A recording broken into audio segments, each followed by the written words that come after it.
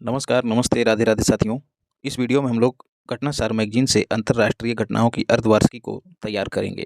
जो लोग लगातार चीज़ों को फॉलो कर रहे हैं, तो इस वीडियो के बाद उनका घटनासार से 80 से 85% जो कंटेंट है वो कंप्लीट हो जाएगा। बाकी जो 15% बचा है उसको मैं जल्द ही आपको कंप्लीट करा दूँगा। तो एकदम लगे रहिए, समय बहुत कम बचा है, बार-बार चीज़ों को रिवाइज़ करते रहिए। पहला आर्टिकल है कोप 28। आयोजन इसका कब से कब तक हुआ? तो 30 नवंबर से 13 दिसंबर के बीच हुआ। पहले ये 12 दिसंबर तक था, लेकिन बाद में एक दिन बढ़ा दिया गया, इसलिए इसको याद रखिएगा 30 और 13। 30 में भी 3 है और 13 में भी 3 है, इस तरह से याद रखिएगा। कहाँ आयोजित हुआ? तो दुबई में आयोजित हुआ कोप 28। कोप 27 दोस्तों कहाँ आयोजित हुआ? मिस्र में, याद रखिएगा।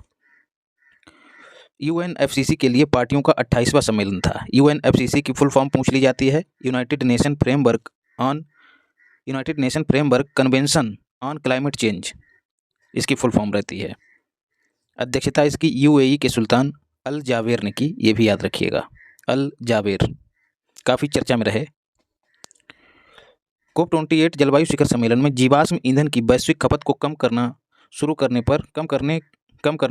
पर सहमति व्यक्त की गई। मतलब जीवाश्म ईंधन आप सभी जानते हैं, पेट्रोल, डीजल इत्यादि। कहा गया कि इनकी वैश्विक खपत जो है वो कम की जाएगी।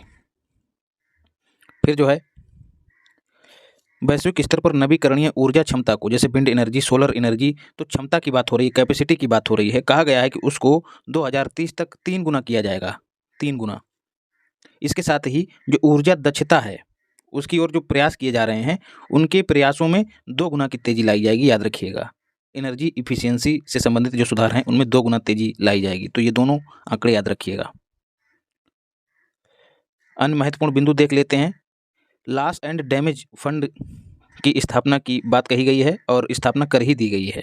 इसके साथ ही ग्रीन क्लाइमेट फंड के संसाधनों को दोबारा भरने के लिए 3.5 अरब डॉलर की प्रतिबद्धता जताई गई है। इसको चाहे तो छोड़ दीजिएगा, लेकिन ये जो अगला फैक्ट है इसको जरूर याद रखिएगा। विश्व बैंक द्वारा जलवायु संबंधी परियोजनाओं के वित्त पोषण के लिए 9 अरब डॉलर की सालाना वृद्धि की गई, याद रखिएगा, 9 अरब डॉलर।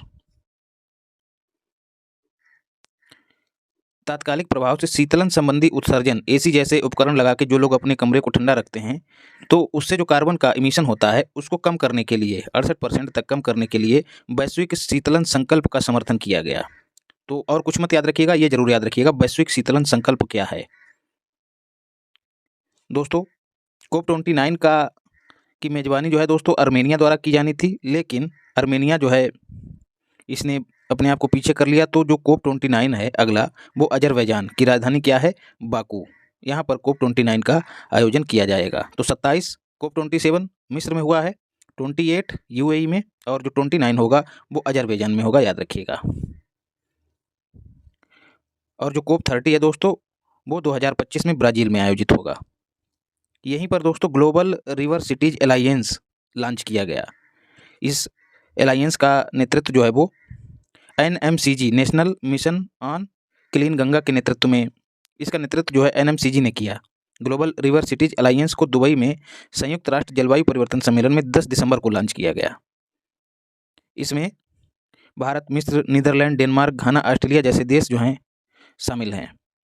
ये एनएमसीजी द्वारा जो गठित नदी शहर गठबंधन है, उसमें 142 भारतीय नदी शहर शामिल हैं। मतलब ऐसे शहर जो नदी के किनारे बसे हुए हैं, उनका जो निर्माण है वो इस तरह से किया जाएगा, उनका विकास इस तरह से किया जाएगा जिससे नदी संरक्षण को बढ़ावा मिले, सतत जल प्रबंधन हो, और इसके साथ ही लोगों के लिए पेयजल जो है आसानी से उपलब्ध हो। इस तरह के जो उद्देश्य हैं उनको केंद्र में रखते हुए रिवर सिटीज अलायंस जो है वो घोषित किया गया है।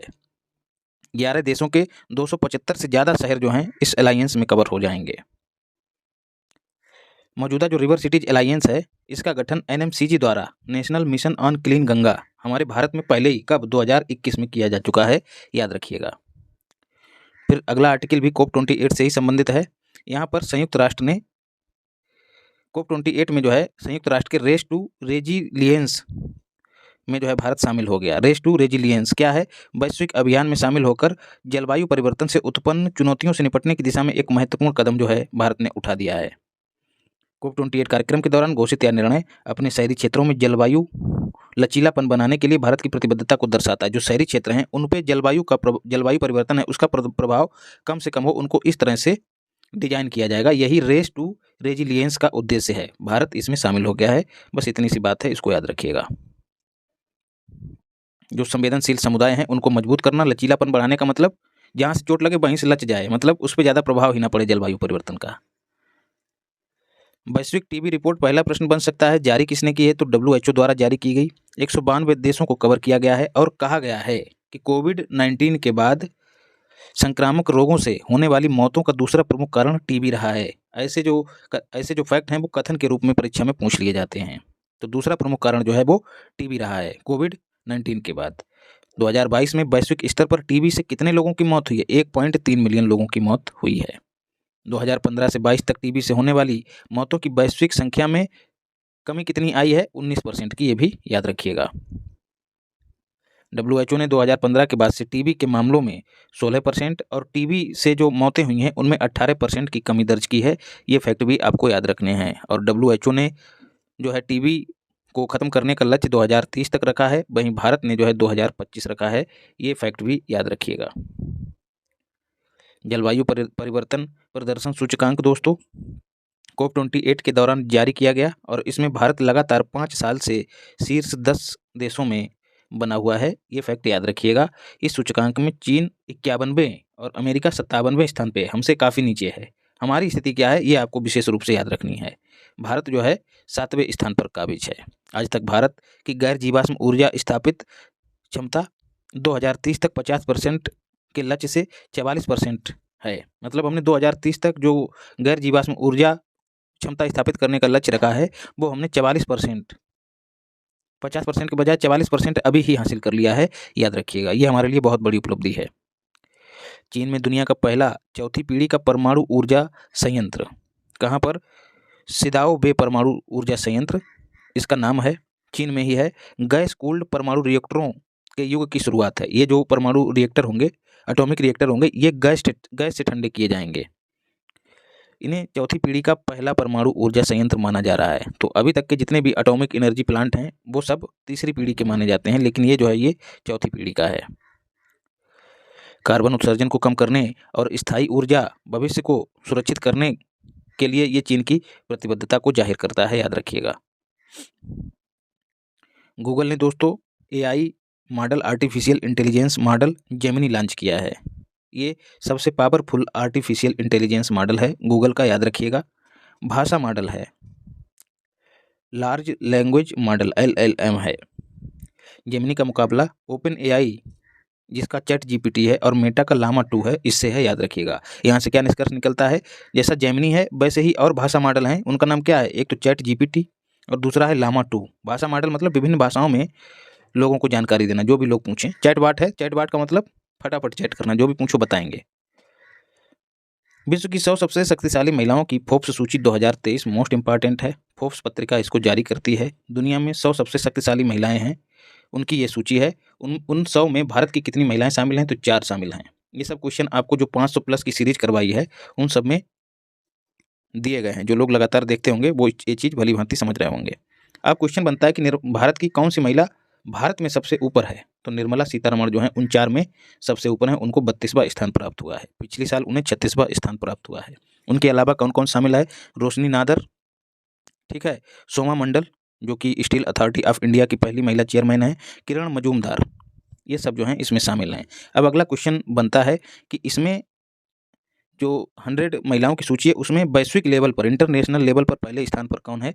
याद रखिएगा, उर्सुला वान यूरोपीय आयोग की प्रमुख हैं, ये पहले स्थान पर हैं। यही चीज़ यहाँ पर की गई है। क्रिस्टीन लेगार्ड दूसरे स्थान पर हैं जो कि यूरोपियन सेंट्रल बैंक की प्रमुख हैं। क्रिस्टलिना जॉर्जीवा जो है दोस्तों IMF की प्रमुख हैं। तो क्रिस्टीन और क्रिस्टलिना में कंफ्यूज मत होइएगा। नीदरलैंड में दक्षिणपंथी नेता गीर्ट वाइल्डर्स की जीत। गीर्ट वाइल्डर्स जो हैं दोस्तों किस देश में नए राष्ट्रपति बनाए गए हैं? तो नीदरलैंड में बनाए गए हैं। नीदरलैंड से अक्सर क्वेश्चन पूछ लिया जाता है। प्रधानमंत्री कौन बनाए गए? क्रिस्टोफर लक्सन, ये भी याद रखिएगा। क्रिस हिपकिंस का इन्होंने स्थान ग्रहण किया है। स्थान क्या, ये निर्वाचित हुए हैं। गीर्ट वाइल्डर्स का प्रधानमंत्री बनना लगभग तय है। अच्छा, ये प्रधानमंत्री हैं और वो राष्ट्रपति हैं, क्रिस्टोफर लक्सन। और ये जो गेट बाइल्डर्स हैं, ये नीदरलैंड, माफ़ कीजिएगा, मामला गड़बड़ हो रहा है, यहाँ पर नीदरलैंड की बात हो रही है और हम न्यूजीलैंड की बात कर रहे हैं। तो वो न्यूजीलैंड में क्रिस्टोफर लक्सन जो है वो प्रधानमंत्री ही हैं, राष्ट्रपति नहीं हैं, याद रखिएगा। यहाँ पर नीदरलैंड की बात हो रही है। गेट बाइल्डर्स ये जो हैं दोस्तों दक्षिण पंथी विचारधारा के प्रधानमंत्री हैं, जो कि नीदरलैंड में डी इस्लामीकरण मतलब इस्लाम विरोधी अपमानजनक बयान देने के लिए प्रसिद्ध हैं। डोनाल्ड टस्क किस देश के नए प्रधानमंत्री बनाए गए हैं? तो पोलैंड के। इन्होंने किसको हराया है? हराया क्या? ये जो पूर्व प्रधानमंत्री थे मांटेउज मोराविकी, ये संसद में विश्वास मत हार गए। ये कथन भी याद रखिएगा कि कौन विश्वास मत हारा है। तो पूर्व प्रधानमंत्री हार गए, बाद में प्रधानमंत्री डोनाल्ड टस्क को निर्वाचित किया गया है। विश्व डिजिटल प्रतिस्पर्धात्मकता रैंकिंग 2023 जारी की गई, आईएमडी के द्वारा जारी की गई। 64 अर्थव्यवस्थाओं में कितने देश? 64 में से 49वां स्थान जो है वो भारत को प्राप्त हुआ है, याद रखिएगा। संयुक्त राज्य अमेरिका जो है पहले स्थान पे है, बस इतना ही याद रखिएगा। वेनेजुएला सबसे नीचे है।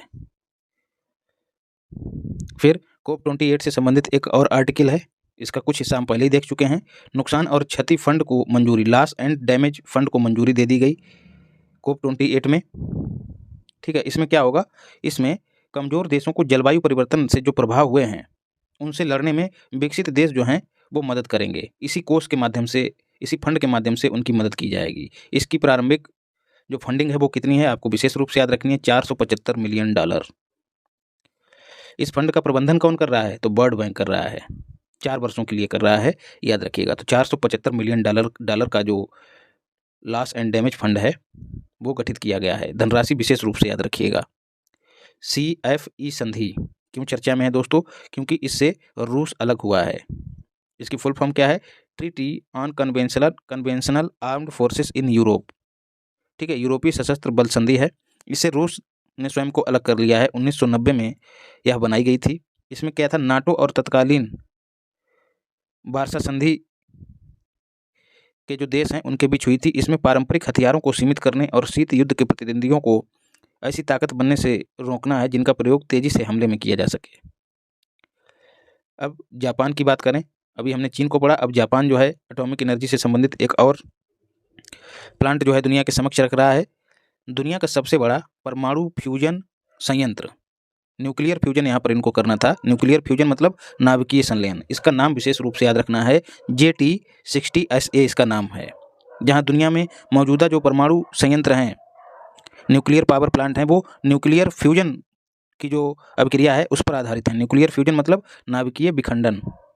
लेकिन ये जो JT60SA है ये नाभिकीय संलयन पर आधारित है, याद रखिएगा। एक शब्द अक्सर पूछ लिया जाता है, टोकामाक क्या है? तो जो नाभिकीय फ्यूजन रिएक्टर है उसकी जो बॉडी होती है उसी की संरचना का नाम है टोकामाक संरचना। ऐसी संरचना जो उसकी बॉडी को, जो रिएक्टर है उसकी बॉडी को मजबूत, बॉडी को हाई टेम्परेचर सहने में मदद करती है। टोकामाक एक डिजाइन है, याद रखिएगा। फ्रांस भी इससे अधिक एक शक्तिशाली परमाणु संयंत्र बनाने में लगा हुआ है। उसका नाम क्या है? International thermonuclear experimental reactor. लेकिन आपको JT60SA याद रखना है। अंकोर वाट मंदिर मोस्ट इंपॉर्टेंट है। इसको अब दुनिया का 8वां अजूबा घोषित किया गया है। इस दौड़ में इसने इटली के पोम्पई शहर को पीछे छोड़ा है। आपको पहले भी बता चुका हूँ, पोम्पई वह शहर है जो रातों रात ज्वालामुखी विस्फोट के चलते लावा से दब के खत्म हो गया था, याद रखिएगा। 8वां अजूबा बनने में सफल हुआ है। ये कंबोडिया, आप सभी जानते हैं कंबोडिया की राजधानी नामपेन है। कंबोडिया के किस प्रांत में है? तो सिएम रीप प्रांत में है, याद रखिएगा। वर्ल्ड हेरिटेज सूची में ये पहले ही शामिल हो चुका है यूनेस्को की। कब? अक्सर पूछ लिया जाता है, 1992। मैंने यहाँ पर भी लिखा है। ये भारत के बाहर दुनिया का सबसे बड़ा हिंदू मंदिर था, याद रखिएगा। और हाल ही में भारत के बाहर इसके बाद दुनिया का दूसरा सबसे बड़ा मंदिर जो है वो अक्षरधाम मंदिर घोषित किया गया है, जो कि न्यू जर्सी, अमेरिका के न्यू जर्सी में स्थित है। अब क्वेश्चन पूछा जाता है कि ये किस भगवान को समर्पित है? तो भगवान विष्णु को समर्पित है। हालांकि इसमें बौद्ध धर्मावलंबियों की कुछ प्रतिमाएं और संरचनाएं हैं। बनवाया किसने था? तो सूर्यवर्मन द्वितीय। किस वंश से संबंधित था? तो खमेर वंश से संबंधित था। 12वीं शताब्दी में इसको बनवाया गया। स्पर्म व्हेल, अब ये स्पर्म मानव के शुक्राणुओं की बात नहीं हो रही है। स्पर्म व्हेल है, एक स्पर्म करके पूरा नाम है, याद नहीं आ रहा है। वो एक पदार्थ इसमें होता है जिसके प्रयोग से जो है मोम का निर्माण होता है।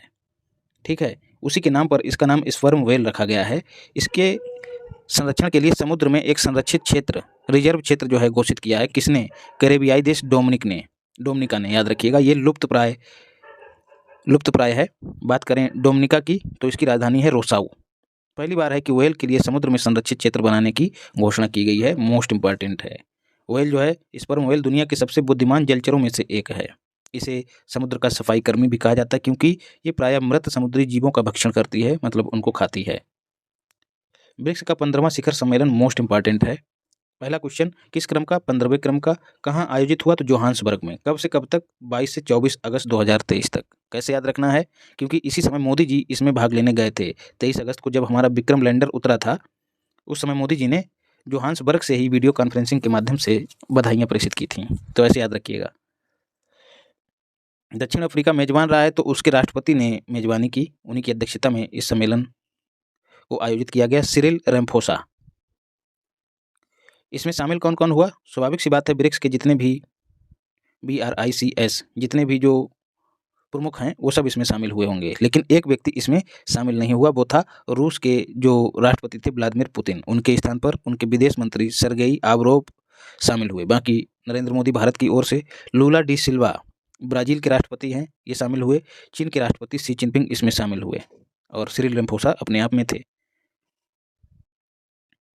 6 अन्य देशों को इस सम्मेलन में ब्रिक्स के नए सदस्य के रूप में शामिल करने का निर्णय लिया गया। आपको एक ट्रिक बताया है, इथोपिया की मौसी जो है इसमें शामिल हो गई। तो एक तो इथोपिया हो गया, और एम का मतलब है मिस्र, ए का मतलब है अर्जेंटीना, यू का मतलब है UAE यूनाइटेड अरब अमीरात, एस का मतलब है सऊदी अरब, और आई का मतलब है ईरान।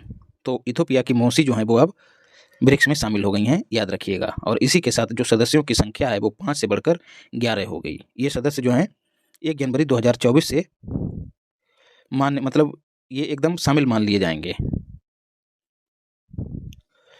ब्रिक्स द्वारा स्थापित न्यू डेवलपमेंट बैंक की अध्यक्ष डिल्मा रोसेफ, ये कौन है दोस्तों? ये ब्राज़ील की पूर्व राष्ट्रपति रह चुकी हैं, याद रखिएगा।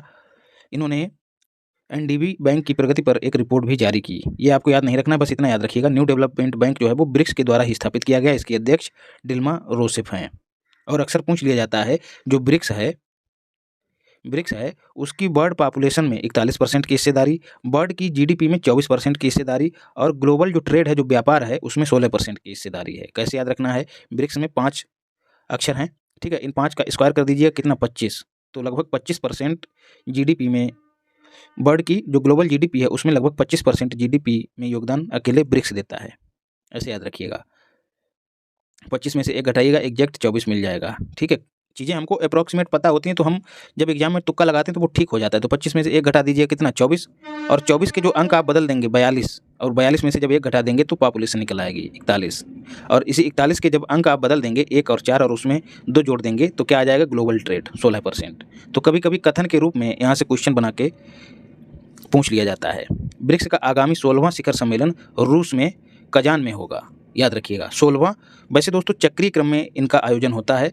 एस का मतलब है साउथ अफ्रीका में 15वां हुआ, तो अब जो है ब्राज़ील में होना चाहिए था। अब ब्राज़ील में क्यों नहीं हुआ? 16वां जो है ब्राज़ील में होना चाहिए था, लेकिन आप सभी जानते हैं कि ब्राज़ील G20 के 19वें 18वां हमने G20 के 19वें सम्मेलन की अध्यक्षता करेगा, मेज़बानी करेगा। 18वें की हमने की 2023 में, 19वें की ब्राज़ील करेगा 2024 में। तो ब्राज़ील कह रहा है कि हमारे पास इतना इंफ्रास्ट्रक्चर नहीं, इतनी हम सुविधाएं नहीं दे पाएंगे कि 2-2 सम्मेलन हम अपने यहाँ करा सकें। तो इसी बात को मद्देनजर रखते हुए इसकी जो अध्यक्षता है 16वें शिखर सम्मेलन की, वो ब्राज़ील को ना देकर रूस को दी गई है, याद रखिएगा। रूस के कजान में 16वें शिखर सम्मेलन का आयोजन होगा। चिली चला कहाँ? ISA 95वां सदस्य बन गया है इंटरनेशनल सोलर अलायंस का। आप सभी जानते हैं 2015 में COP21 के दौरान जो है फ्रांस और भारत ने इंटरनेशनल सोलर अलायंस का गठन किया था। इसमें 94 सदस्य अभी हैं और 95वां चिली बन गया है। 116 सदस्य देश जो हैं वो हस्ताक्षर करता है। इसकी 6ठी सभा का आयोजन हाल ही में अक्टूबर 2023 में 31 अक्टूबर 2023 में भारत मंडपम दिल्ली में किया गया, और अध्यक्षता केंद्रीय जो ऊर्जा और नवीकरणीय ऊर्जा मंत्री हैं RK सिंह, उन्होंने किया। ये भी याद रखिएगा। कभी कभी इसका आपसे हेडक्वार्टर पूछ लिया जाता है, तो गुरुग्राम में है। इंटरनेशनल सोलर अलायंस का हेडक्वार्टर गुरुग्राम में है। आसियान का 43वां शिखर सम्मेलन मोस्ट इंपॉर्टेंट है। आसियान में 10 देश शामिल हैं। फुल फॉर्म याद कर लीजिए, association of south east Asian nation. जो साउथ ईस्ट एशिया के जो 10 नेशन हैं वही इसमें शामिल हैं। आयोजन इसका जकार्ता में किया गया, सितंबर 2023 में किया गया। और इसी के साथ साथ ईस्ट एशिया समिट 18वें क्रम के ईस्ट एशिया समिट का भी आयोजन यहीं पर किया गया। और इसी के साथ साथ भारत आसियान सम्मेलन का भी आयोजन यहाँ पर किया गया। याद रखिए, भारत आसियान का सदस्य नहीं है। इसमें 10 सदस्य देश कौन कौन से हैं? Indonesia, Malaysia, Philippines, Myanmar, Singapore, Cambodia, Laos, Brunei, Thailand, Vietnam. Timor Leste जो है वो 11वें सदस्य देश के रूप में इसमें शामिल किया जाएगा, ये भी याद रखिएगा। साउथ चाइना सी जो अक्सर विवादों में रहता है, SCS, इसके इर्द गिर्द के जो देश हैं वो प्रायः आसियान के ही देश हैं, ये भी याद रखिएगा। प्रायः क्या, वो आसियान के ही देश हैं। उनमें अधिकांश जो है अधिकांश जो है वो आसियान के सदस्य हैं। इंडोनेशिया के राष्ट्रपति जोको विडोडो की अध्यक्षता में 43वें शिखर सम्मेलन का आयोजन जकार्ता इंडोनेशिया की राजधानी है, यहीं पर हुआ। आसियान द्वारा म्यांमार को 2021 में दी गई 5 सूत्रीय योजना को अपनाने में विफल रहने के कारण आसियान शिखर सम्मेलन में भागीदारी के लिए प्रतिबंधित रखा गया। आपसे पूछा जाए कि जो आसियान शिखर सम्मेलन हुआ उसमें कौन सा देश शामिल नहीं हुआ, तो म्यांमार शामिल नहीं हुआ। इसके साथ ही 2026 में म्यांमार इसकी अध्यक्षता करने वाला था, तो उसकी अध्यक्षता करने का जो गौरव है वो भी उससे छीन लिया गया है और इसकी अध्यक्षता का जो जिम्मा है वो फिलीपींस को दे दिया गया, याद रखिएगा। 11वां सदस्य तिमोर लिस्ते को घोषित किया गया। उसके जो प्रधानमंत्री हैं उनका नाम है सनाना, वो इसमें पर्यवेक्षक के तौर पर शामिल हुए थे। 43वें शिखर सम्मेलन का आपको आदर्श वाक्य या फिर थीम भी याद रखनी है। 1 vision, 1 identity, 1 community, most important. 2001 से यह सम्मेलन प्रतिवर्ष आयोजित होता था, लेकिन 2007 के बाद से वर्ष में 2 बार आयोजित होता है, याद रखिएगा। अच्छा, इसी के साथ भारत का 20वां शिखर सम्मेलन भी हो गया आसियान के साथ, याद रखिएगा। आसियान में भारत सदस्य देश नहीं है, तो इसका भी आयोजन जकार्ता में ही हुआ। सह अध्यक्षता इंडोनेशिया के राष्ट्रपति विडोडो के साथ मोदी जी ने की। कुल मिला के कहें कि मोदी जी ने जो है आसियान शिखर सम्मेलन के 43वें सम्मेलन में भाग लिया। उसके साथ ही जो और 2 सम्मेलन हुए, जिनमें एक भारत आसियान शिखर सम्मेलन है जो कि 18वां, जो कि 20वां है, उसमें भी मोदी जी ने भाग लिया। और एक और है दोस्तों, भारत ईस्ट एशिया समिट, उसमें भी भारत ने भाग लिया। एक्ट ईस्ट नीति का केंद्रीय स्तंभ है आसियान। आप सभी जानते हैं आसियान भारत कोष की स्थापना की घोषणा जो है मोदी जी ने यहीं पर की, ये भी याद रखिएगा। आसियान भारत कोष, उद्देश्य इसका क्या है? वही डिजिटल बदलाव और वित्तीय कनेक्टिविटी में सहयोग के लिए जो है आसियान भारत कोष की स्थापना की घोषणा मोदी जी ने की। भारत व आसियान देशों के बीच समुद्री सहयोग के लिए भी पहली बार घोषणा पत्र पर हस्ताक्षर हुए। पर्यवेक्षक के रूप में जो तिमोर लिस्ते ने भाग लिया उसकी राजधानी दिल्ली है, और दिल्ली में ही भारतीय दूतावास खोलने की घोषणा मोदी जी ने की, ये भी याद रखिएगा। दिल्ली 18वां पूर्वी एशिया शिखर सम्मेलन, ईस्ट एशिया शिखर सम्मेलन, तो कुल 3 सम्मेलन हुए हैं। एक ईस्ट एशिया शिखर सम्मेलन जो कि 18वां था, एक भारत आसियान शिखर सम्मेलन जो कि 20वां था, और एक आसियान शिखर सम्मेलन जो कि 43वां था। इन तीनों में मोदी जी ने भाग लिया, याद रखिएगा। अब ईस्ट एशिया शिखर सम्मेलन की बात करें, ये भी उसी समय आयोजित हो गया। जो आसियान के 10 देश हैं उनके अतिरिक्त 8 अन्य देश हैं, जिनमें क्वाड, 4 तो क्वाड के ही शामिल हो गए। क्वाड आप सभी जानते हैं, अमेरिका, ऑस्ट्रेलिया, जापान और भारत, 4 क्वाड के हो गए। बचा कौन? चीन, न्यूजीलैंड ऑस्ट्रेलिया का भैया है, ये भी शामिल हो गया है, और दक्षिण कोरिया भी शामिल है, और रूस भी शामिल है। तो इस तरह से कुल 18 देश जो हैं इसमें शामिल हो जाते हैं, याद रखिएगा। ईस्ट एशिया शिखर सम्मेलन। हिंद प्रशांत क्षेत्र में शांति सुरक्षा का मुद्दा भी इसमें मुख्य मुद्दा रहा, और इसी के साथ ही कहा गया कि समुद्री कानून को लेकर संयुक्त राष्ट्र के समझौते UN convention on the law of the sea UNCLOS, याद रखिएगा क्या है? समुद्री शांति पर कानून है एक, किसका? संयुक्त राष्ट्र का कानून है। समुद्र में किस तरह से जो समुद्री क्षेत्र है वहाँ पर शांति कायम की जा सके, उससे संबंधित एक कानून है। अब अगला है आगामी 19वां पूर्वी एशिया शिखर सम्मेलन लाओस में होगा। इसके साथ ही 2024 में आसियान के 45वें शिखर सम्मेलन का आयोजन होगा, वो भी लाओस में ही होगा, और उसी समय 21वां शिखर सम्मेलन भी लाओस में ही होगा। 45 वाला आप याद मत रखिए, अभी आपको 44 वाला विशेष रूप से याद रखना है। तो 44 वाला भी लाओस में ही होगा। लाओस की राजधानी वियांगचिन, जैसा कि हम आपको बता ही चुके हैं कि वर्ष में 2 बार आयोजन होता है। तो अगला जो है आयोजन लाओस में होगा, 44 और 45 दोनों। 43 हो चुका है, 44-45 2024 में होंगे। वैश्विक नवाचार सूचकांक, world intellectual property organisation, WPO नहीं दोस्तों, WIPO, हेडक्वार्टर इसका जेनेवा में है। इसके द्वारा ये ग्लोबल इनोवेशन इंडेक्स जारी किया गया। इसमें स्विट्जरलैंड को पहला स्थान प्राप्त हुआ है। पहला स्थान प्राप्त हुआ है, और अफ्रीका को जो है एकदम निचला स्थान प्राप्त हुआ है 132वां। इससे निष्कर्ष निकलता है कितने देश शामिल थे इस सूचकांक में? 132। स्विट्जरलैंड पहले स्थान पे है, भारत 40वें स्थान पे है। पिछले वर्ष की तुलना में इस वर्ष की रिपोर्ट में भारत की रैंकिंग में कोई परिवर्तन नहीं हुआ है, मतलब इतना ही स्कोर पिछले वर्ष भी था, मतलब यही स्थान पिछले वर्ष भी था 40वां। स्कोर में थोड़ा सा सुधार हुआ है। 2015 में भारत का 81वां स्थान था, वहीं 2023 में 40वें स्थान पे हम आ गए हैं। ये बहुत बड़े सुधार को प्रदर्शित करता है। तो एक भारत मजबूत भारत की दिशा में उठाया गया सरकार के जो प्रयास हैं उनको प्रदर्शित करने के लिए ये एक अच्छा फैक्ट हो सकता है। लगभग हम लोग एकदम आधे स्थानों की छलांग लगाते हुए 40वें स्थान पे आ गए हैं। भारत के जो पड़ोसी देश हैं, चीन काफ़ी बेहतर स्थिति में है। चीन जो है उसका 12वां स्थान है। ठीक है, तो केवल और केवल चीन हमसे ऊपर है, उसके बाद 40वां हमारा है, बाकी पाकिस्तान ये सब हमसे नीचे हैं। अब है ये जो ग्लोबल इनोवेशन इंडेक्स, और इसी के साथ एक और इंडेक्स हम लोग तैयार कर लेते हैं, ग्लोबल कॉम्पिटिटिवनेस इंडेक्स, वैश्विक प्रतिस्पर्धात्मकता सूचकांक। उसमें भी भारत का स्थान 40वां ही है। आपको ट्रिक के साथ बताया था कि जहाँ प्रतिस्पर्धा होगी, जहाँ कंपटीशन होगा, ठीक है, वहीं पर इनोवेशन होगा। तो इनोवेशन और कंपटीशन दोनों के मामले में भारत 40वें स्थान पे है। 80 विभिन्न मानकों के आधार पर यह सूचकांक तैयार किया जाता है, ग्लोबल इनोवेशन इंडेक्स। इस सूचकांक के आधार पर अंतर्राष्ट्रीय निवेशकों और जो मल्टीनेशनल कंपनियां हैं उनको भारत के विभिन्न देशों में निवेश के लिए तुलनात्मक स्थिति के बारे में जानकारी का ज्ञान होता है। इससे अंदाज़ा लग जाता है, निवेशक जान जाते हैं कि कौन से देश में निवेश किया जाए, कौन सा देश जो है इनोवेशन बढ़िया कर रहा है, इनोवेशन के लिए एटमॉस्फेयर बनाए है अच्छे से, उसी में निवेश जो है करने के लिए निवेशक निर्णय ले लेता है। ग्लोबल बायोफ्यूल एलायंस, इसकी घोषणा G20 के दौरान की गई, जो 9 सितंबर 2023 को दिल्ली में हुआ सम्मेलन, वहाँ पर इसकी घोषणा की गई, ग्लोबल बायोफ्यूल एलायंस। जो बाइडन, ब्राज़ील के राष्ट्रपति लूला डी सिल्वा की उपस्थिति में जो है ग्लोबल बायोफ्यूल्स एलायंस के गठन की घोषणा मोदी जी ने की, याद रखिएगा। बायोफ्यूल आप सभी जानते हैं, पेड़ पौधे, अनाज, शैवाल, भूसी इत्यादि से जो इथेनॉल बनता है उसमें उसी को बायोफ्यूल कहा जाता है। ठीक है, बायोफ्यूल में बायोमास होता है, सीधी सी बात है। बायोफ्यूल्स अलायंस में शामिल होने वाले देशों में पेट्रोल में इथेनॉल के मिश्रण को बढ़ाना और बढ़ाकर 20% तक करने की अपील मोदी जी ने की। भारत ने पेट्रोल में 2025 तक 20% इथेनॉल मिलाने का लक्ष्य रखा है, याद रखिएगा। इथेनॉल मिलाकर जो पेट्रोल का दहन है, इथेनॉल में दोस्तों ऑक्सीजन होता है, तो जो पेट्रोल का दहन है वो 100% होने लगता है, पेट्रोल या फिर डीजल को किनारे रखिए, पेट्रोल का दहन जो है वो 100% होने लगता है, धुआं जो है कम उत्सर्जित होता है, और क्या होता है, कार्बन इमिशन कम होता है।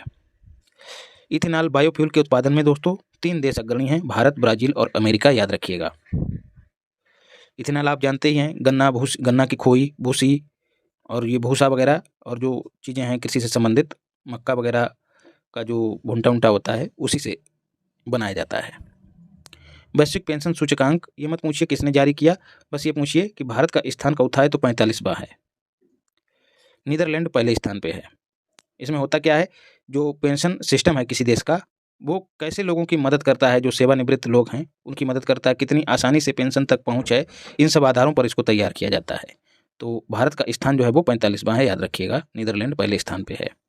टाइम्स हायर एजुकेशन की वर्ल्ड यूनिवर्सिटी रैंकिंग 2023, ठीक है, 2023 में जारी की गई, लेकिन ये है कौन सी, 24।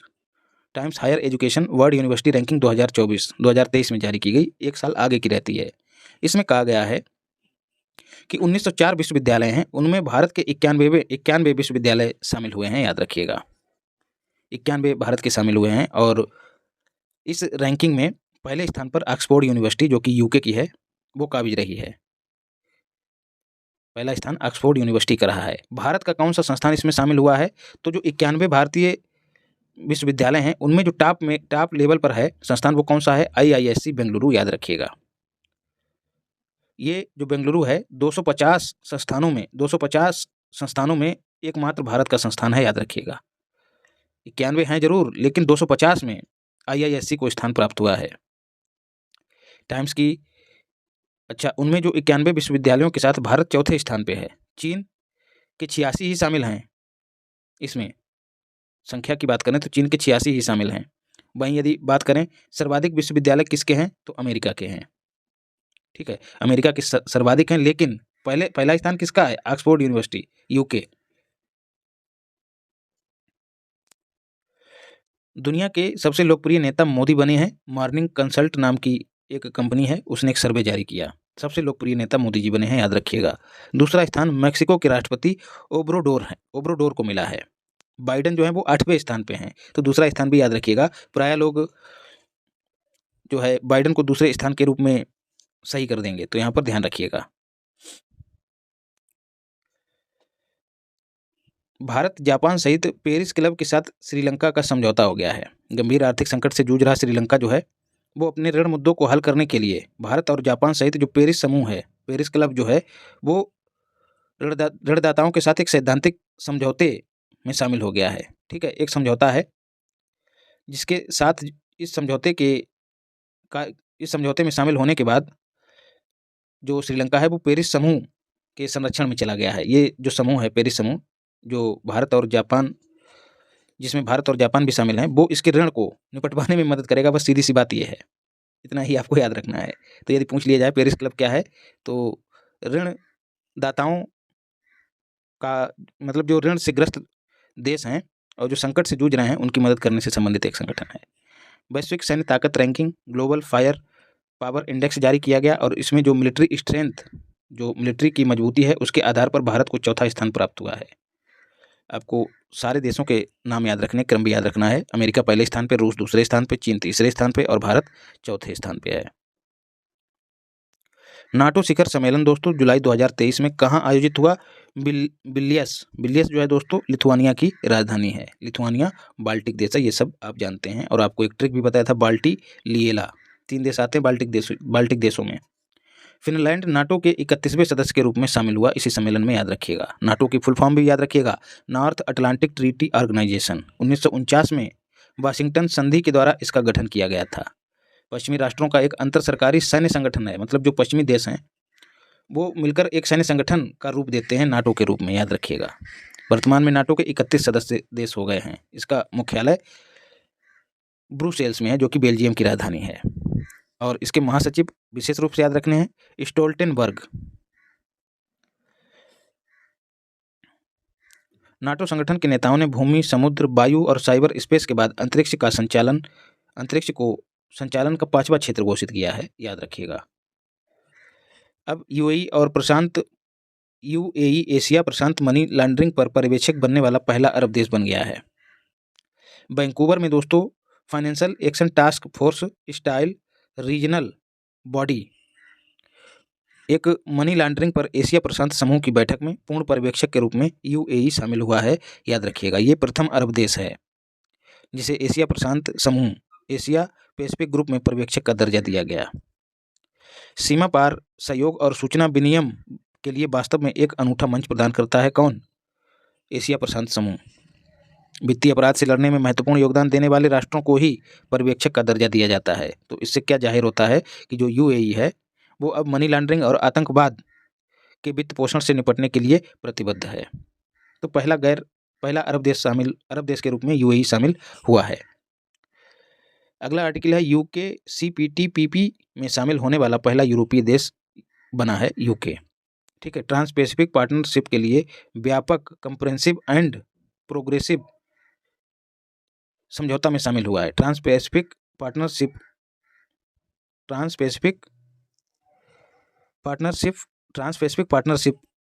जो है व्यापक और प्रगतिशील समझौता। व्यापक मतलब कंप्रेहेंसिव, प्रगतिशील मतलब प्रोग्रेसिव। अभी हम आगे इसकी फुल फॉर्म देख लेंगे। यूके जो है पहला यूरोपीय देश बन गया है। 2018 में सेंटियागो, जो कि चिली की राजधानी है, 11 देशों के बीच एक मुक्त व्यापार समझौता हुआ था। उसी को सीपीटीपीपी नाम दिया गया था। इसका उद्देश्य सदस्य देशों के बीच जो होने वाला व्यापार है उस पर जो टैरिफ लगाए जाते हैं, जैसे आयात शुल्क हो गया, निर्यात शुल्क हो गया, ये सब समाप्त करना है। तो इसमें कुल 12 देश शामिल हो गए हैं, क्योंकि अब जो है यूके शामिल हो गया तो 12 हो गए। Australia, New Zealand, Brunei, Canada, Chile, Japan, Malaysia, Mexico, Peru, Singapore, Vietnam. हालांकि अमेरिका 2017 में इस समझौते से अलग हो गया। ठीक है, तो 12 के बजाय अब 11 ही बचे हैं। सीपीटीपीपी की full form comprehensive and progressive agreement for trans Pacific partnership, याद रखिएगा। और ये जो CPTPP है, इसकी ग्लोबल GDP में 12% की हिस्सेदारी है।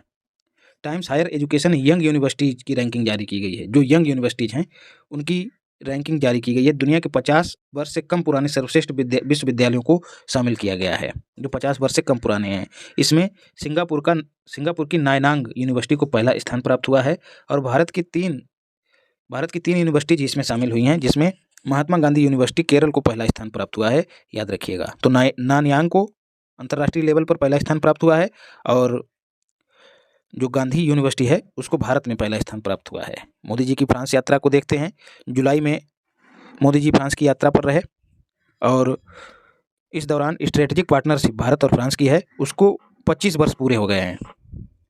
इनका स्वागत पेरिस के एलिसी पैलेस में किया गया। किसके द्वारा? राष्ट्रपति इमैनुअल मैक्रों के द्वारा। और इमैनुअल मैक्रों जो हैं दोस्तों, वो हमारे चीफ गेस्ट हैं। जो गणतंत्र दिवस है उस पर चीफ गेस्ट हैं, याद रखिएगा। मोदी की फ्रांस की प्रधानमंत्री एलिजाबेथ बोर्न के साथ भी बैठक हुई, ये भी याद रखिएगा। यदि पूछ लिया जाए कि फ्रांस की प्रधानमंत्री कौन है तो एलिजाबेथ बोर्न। अच्छा, जो यंग यूनिवर्सिटी रैंकिंग थी उसमें तुर्की जो है सबसे अधिक यंग संस्थान यूनिवर्सिटी रखने वाला देश है। इसके बाद भारत दूसरा स्थान प्राप्त करता है, याद रखिएगा। भारत और फ्रांस की रणनीतिक भागीदारी के भावी स्वरूप से संबंधित, मतलब आगे जो रणनीतिक भागीदारी है सेना वगैरह की, उसका एक स्वरूप किस तरह का हो, उससे संबंधित एक दस्तावेज जिसका नाम है हॉरिजन 2047, विशेष रूप से याद रखिएगा। हॉरिजन 2047, उस पर दोनों देशों के बीच सहमति बनी और भारत ने स्वयं को 2047 तक विकसित देश बनाने का भी लक्ष्य रखा है। इस तरह से जोड़ के इसको याद रखिएगा। मोदी जी 14 जुलाई को फ्रांस के राष्ट्रीय दिवस, तो पूछा जाए कि फ्रांस का राष्ट्रीय दिवस कब मनाया जाता है, तो 14 जुलाई को, जिसको बेस्टील डे या फिर बास्तील दिवस कहते हैं। आप सभी जानते हैं बास्तील एक दुर्ग का नाम है जिस पर हमला कर दिया गया था 14 जुलाई को। जो नागरिक हैं फ्रांस के, उन्होंने हमला करा और उसको ढहा दिया और इसी को ढहाने के साथ फ्रांसीसी क्रांति की शुरुआत 14 जुलाई 1789 को फ्रांस में हो गई थी। ठीक है, तो ये जो बास्तील का दुर्ग है या फिर बास्तील की जो जेल थी वो फ्रांसीसी क्रांति की शुरुआत का प्रतीक थी, याद रखिएगा।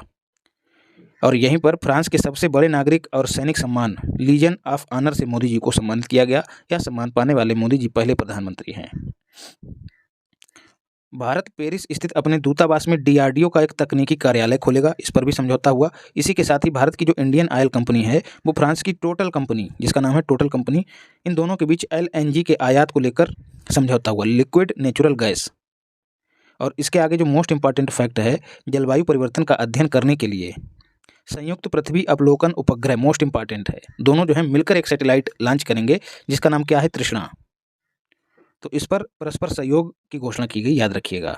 भारत फ्रांस के दक्षिणी शहर मार्सिले में अपना वाणिज्यिक दूतावास खोलेगा, ये भी इस यात्रा के दौरान महत्वपूर्ण निष्कर्ष था। और इसी के साथ ही UPI के उपयोग को लेकर दोनों के बीच समझौता हुआ है। इसकी शुरुआत जो है आईफिल टावर से की जाएगी। इसका मतलब क्या हुआ? जो भारतीय टूरिस्ट हैं वो मोबाइल ऐप के जरिए रुपए में भुगतान कर पाएंगे। ठीक है, हमारे UPI से जो है भुगतान करना फ्रांस में भी संभव हो जाएगा। प्रधानमंत्री मोदी की संयुक्त अरब अमीरात यात्रा को देखते हैं। 15 जुलाई 2023 को मोदी जी जो हैं वो संयुक्त अरब अमीरात की यात्रा पर रहे। मोदी जी की ये 5वीं यात्रा थी और UAE के राष्ट्रपति और अबू धाबी के शासक मोहम्मद बिन जायद अल नाह्यान ने इनका स्वागत किया और 3 महत्वपूर्ण समझौतों पर हस्ताक्षर हुए जो कि बैंकिंग और शिक्षा क्षेत्र से जुड़े थे, मोस्ट इंपॉर्टेंट हैं। बैंकिंग क्षेत्र में स्थानीय मुद्रा के उपयोग से जुड़े समझौते पर हस्ताक्षर हुए, जिसका उद्देश्य स्थानीय मुद्राओं के उपयोग को बढ़ावा देना। स्थानीय मुद्राएं भारत की रुपया है और UAE की मुद्रा दिरहम है, ये भी याद रखिएगा, पूछ ली जाती है। तो जो नागरिक हैं वो एक दूसरे के यहाँ इन मुद्राओं का इस्तेमाल करेंगे, तो एक समझौता ये हुआ है। दूसरा, रिजर्व बैंक जो भारत का केंद्रीय बैंक है, इसके साथ ही जो संयुक्त अरब अमीरात का सेंट्रल बैंक है, दोनों के बीच स्थानीय मुद्रा लोकल करेंसी सेटलमेंट से संबंधित एक समझौता हुआ है। भारत ने यूनिफाइड पेमेंट इंटरफेस और UAE के इंस्टेंट पेमेंट प्लेटफॉर्म के एकीकरण के लिए समझौता किया है। मतलब दोनों जो हैं एक दूसरे के स्थान पर प्रयोग किए जा सकते हैं। उनका जो IPP है वो भारत में चलेगा और हमारा जो UPI है वो वहाँ पर काम करेगा। इसके साथ ही शिक्षा क्षेत्र में समझौते के तहत क्या हुआ? संयुक्त अरब अमीरात में IIT दिल्ली ने अपना एक परिसर स्थापित किया है, ये भी याद रखिएगा। 2024 से इसमें पाठ्यक्रम संचालित होने लगेंगे। 2030 तक द्विपक्षीय व्यापार को $85 बिलियन से 100 अरब डॉलर या फिर 100 बिलियन डॉलर करने का लक्ष्य जो है इस यात्रा के दौरान दोनों देशों ने घोषित किया। यूएई भारत का तीसरा सबसे बड़ा व्यापारिक भागीदार है और चौथा सबसे बड़ा निवेशक और भारत का दूसरा सबसे बड़ा निर्यात गंतव्य है। अब हमारा पहला गंतव्य क्या है, तो यूएसए, ये भी याद रखिएगा। तो इस तरह से दोस्तों हमने अंतर्राष्ट्रीय घटनाक्रम को पूरी तरह से कंप्लीट कर लिया है। इसके बाद आर्थिक घटनाक्रम शेष रह गया है और जो भी छिटपुट चीज़ें हैं जैसे नियुक्तियां वगैरह हम लोग रिटन फॉर्मेट में कर चुके हैं। इससे पहले खेल पर आपको वीडियो दी है, पूरा खेल जो है कंप्लीट करा दिया है, देख लीजिएगा। फिर वही सम्मेलन वगैरह बचे हैं, उनको आपको रिटन फॉर्मेट में करा दूंगा। तो 2 सेक्शन बचे हैं, एक तो आर्थिक घटनाक्रम और दूसरा सम्मेलन और समितियाँ। तो यदि वीडियो अच्छी लगी हो तो चैनल को सब्सक्राइब कीजिए, वीडियो को लाइक कीजिए और शेयर भी कीजिए। बाकी अपने चित्र को और चरित्र को, तीनों को पवित्र बनाइए। माता पिता की सेवा और महिलाओं का सम्मान कीजिए। धन्यवाद।